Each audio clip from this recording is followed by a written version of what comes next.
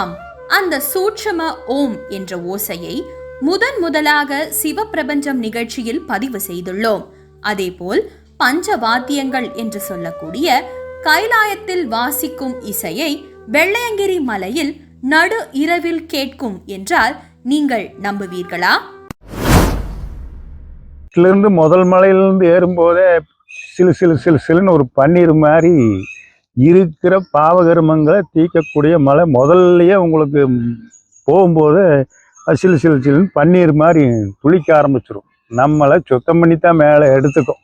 அதில் பாதி பேர் திரும்பி வந்துடுவான் முதல் மலையிலேயே, முழுசா போய் வரமாட்டான்.